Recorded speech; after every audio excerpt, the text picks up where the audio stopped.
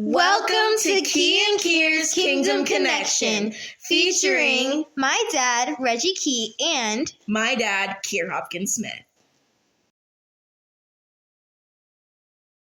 Oh, hold on, wait a minute. All right. Okay. Maybe do that more often. The hand sanitizer. That was forced. Getting over a little cold. Yeah, baby. I don't want the contact to go to the birthday boy. Birthday's tomorrow. We'll make sure that he's good. But I might have to do that just off the GP. Just off that. That was a nice one. That was nice. That was. Yeah, it's like a little bit of oil. So before we officially get into Key and Kier's Kingdom Connection, I do want to shout out my man Kier, my yoke fellow. His birthday is tomorrow. He's been posting all week about September and 3 and 4 and 2 days away. Now we got 1 day. And this is one thing that we have been doing to all of our men on Battle Camp Bible Study, which meets every Tuesday at 8 o'clock on Zoom. If you want to get on there, let us know. But everyone who's had a birthday, we have presented them with their own whole armor of God inscribed with their name. And so I am giving this to you. Yeah, baby. Yes, sir. Yes, sir. That'll be off to the side waiting for you when we finish. Appreciate you. Yeah, man. Yeah. All right. So, Des Harrington. Come on, Harrington. Part 6. Woo, brother. We getting up there. We getting up there. I'm all right with it. We're all right with it. So part 6, we're going to jump into your next question. Okay. And your question for us is, has God ever used a relationship to teach you something hard but necessary? Yes. When it comes to those connectivities with people, obviously, he's going to use that to teach us some of our greatest lessons. Goes all the way back to the garden, homeboy. I mean, why it is that he says it's not good for man to be alone, because that connectivity between people is a way by which much is learned. For me, when it comes to hard but necessary, bro, I've learned some hard ones in my marriage. Lord Jesus, I heard some. He know, because we talked about them, but heard a lot of them. I will say that one that would probably stick out the most to me would be one between myself and my last spiritual father. Okay. Would be one that when it comes to God teaching me something hard. What's up? And we dealt with that on Tuesday. Yes, we did. Battle Camp Bible Study. Yes, we did. Reading the bait of offense. The bait of Satan. Dealing with the spirit of offense. And our spiritual fathers that hurt us, traumatized us. Proceed. Yes. And, when it comes to something to be taught is learning how to listen, learning how to submit, but also finding that great balance between the man and God. Because there was something I told you, I was like, I thought that I was leaning too heavily into so submitting myself to just the man that I was failing to hear God for myself and wanting and feeling like I needed to hear God through him. And not being able to hear God through him and hear God myself. Okay, how old were you? This was 2008. So let's go back, 17 years? Wow. Yeah, 17, because my son was born in 2008. Yeah. Okay. So let's go back 17, 15 years.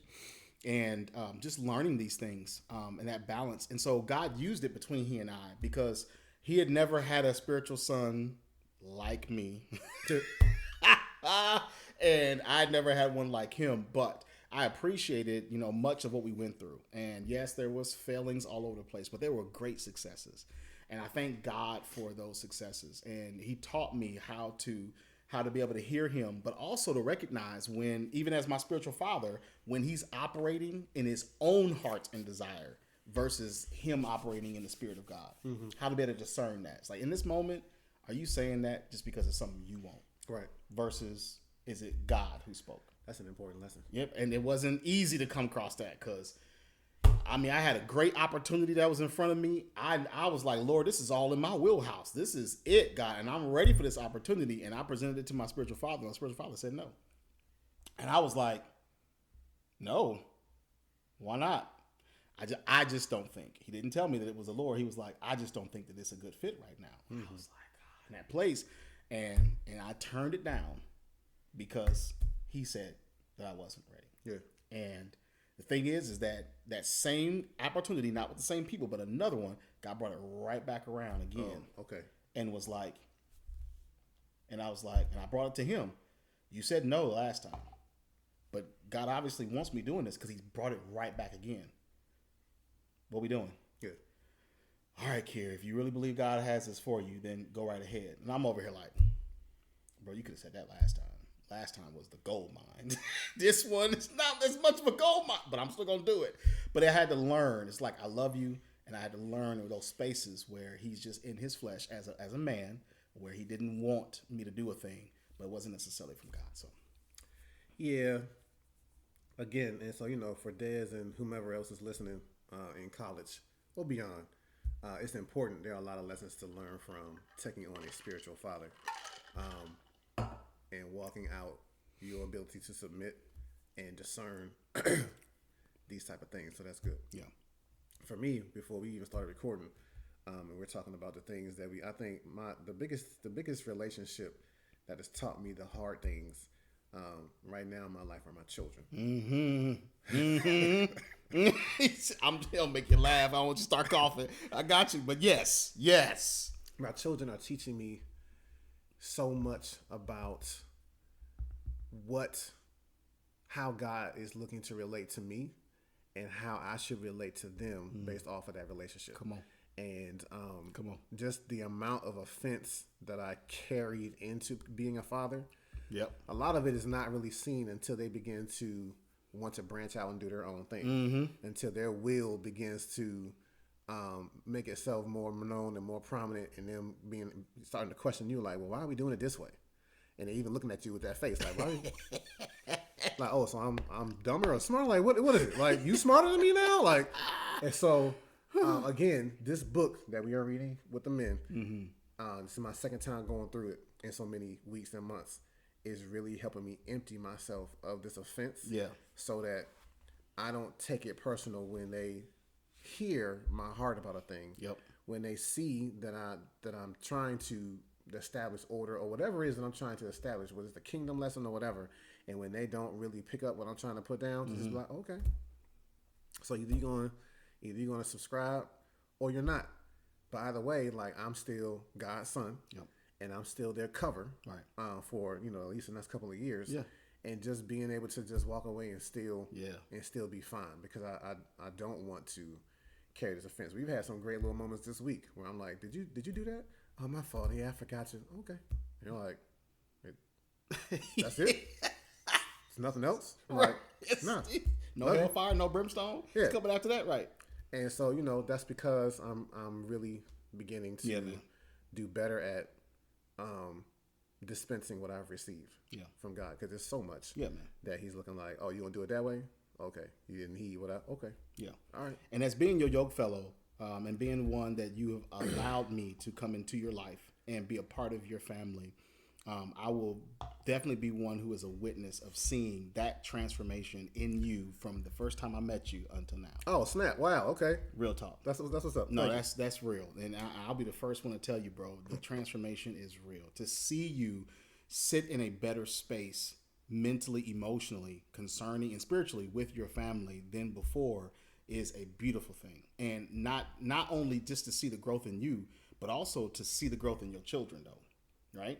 And now, because we've had this conversation, it was like, because sometimes, like we talked about, we can miss the forest for the tree that's right in front of us. And he's over here like, bro, I don't know that I see it. And I'm over here like, bro, I see it. I can actually see some things shifting in your son, see some things shifting in your daughter, and seeing how they interact with you based off of how you're interacting with them. And they're responding. They are responding to you. So I would definitely want to give you that, man. So hats off unto the Lord and to you, because it is real. The transformation for you, bro, is great. And as you absorbing these things from God, it is transferring to your children. And I can see it in Josiah's eyes. I can see it in Maya's eyes, man. It's there. Appreciate that. Yeah, man. Because, sometimes that, you don't even, I don't try to look for those things anymore, because when you look for it and you don't see it, then the spirit of offense. Right. You be like, man. Trying to watch that water boil. Right. So, no, that's what's up. I had not expected to hear you say that. Yeah. But it's always needed. Yes. So thank you for that. Yeah, man. Absolutely, bro. I got no problem, man. I love to refresh you because you refresh me. It's your birthday tomorrow. How you giving me gifts? Because this is what we do. Okay. This is right. I'll just bring that back. You know what I mean? Like, this is just what we do. We bless each other. move the camera. We bless each other. Okay. All right. So next question. What keeps a relationship strong when, so it's prefaced, it's a romantic relationship. What keeps a romantic relationship strong when romantic feelings fade? Okay. All right. So can I start? Do you mind? Please. Okay. So if I can, for the first, and I want to speak first to my own detriment, but I'm going to speak this through the wisdom of learning this. Okay. Romantic feelings don't have to fade. I don't think they have to fade. I think that we allow them to fade. Because romance is cultivated and romance is kept. The problem is that we will allow these things to become more surface than to be the very heartbeat of who we are with the person that we're with. We can allow how they look in our eyes and then how we respond to them to begin to shift over years. The thing is that I fell in love with her at the stage that she was back in 2001. What I didn't do was allow myself to keep falling in love as she went through her stages of growth. Yeah. I didn't allow myself. I stopped myself. Why? And my why is because I end up creating expectations. And the expectations I created, she didn't meet. So I end up forming, there was who she was, and then there was a form of who I wanted her to be that I was starting to form, and who she was and who I wanted wasn't matching up. Not matching up. Okay. And I didn't allow myself to continue to fall in love with how she was transforming through what she was going through. Because, you know, we had children early. Some people I consider it blessing to have been married for 2, 5, 7 years before you have a child. Okay. But that's not our story. Our story was we was pregnant 4 months after. And so that dynamic of just her and I, from my opinion, got cut short. Yeah, it did. Yeah. So I didn't even get my full year of knowing my wife without a child. So we were thrust into parenthood. Using all these words like know my wife and thrust. I'm like, calling out the problem right there. Call out the problem right there. There it is. There it is. But I was thrust into it. And so now we have to shift while we're young in marriage and learning each other. And now we have to prepare for this dependent. Mm-hmm. So there's a piece of it that I didn't allow myself to grow with her and keep falling in love with the woman that she was becoming through the transitions, right? And so I found myself not being in that romantic space. Like you got duties now. You know, there's a duty as a mom. There's a duty as a wife. There's a duty as a woman. And I got dutiful and not allowing that romance to continue.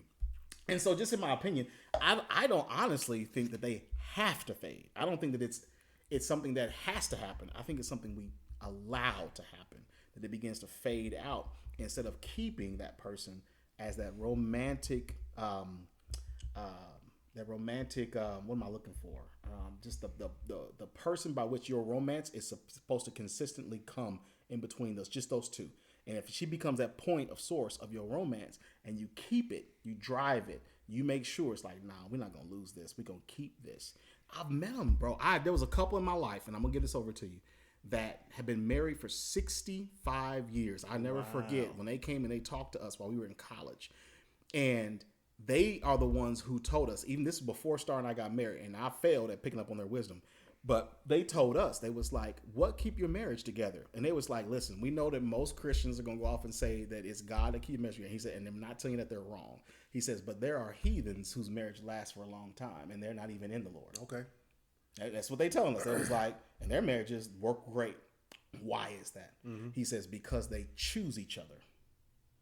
And they choose each other daily. And he was like, I chose this woman, and I keep choosing her. And I was like, and she looked and she was like, and I did the same thing with him. I chose him and I keep choosing. And he was like, and she is the one in whom I give all of my affection to in that arena, and no one else gets that. So she gets flooded with it. And then she turned around and she says, and I flood him. And I was like, I want to be flooded. Right. You know, right. I like floods. You know, so just in that as an experience. So Read the question for me again. What keeps a relationship strong when romantic feelings fade?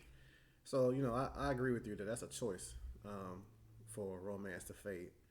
And, the stereotypical answer is God, right? But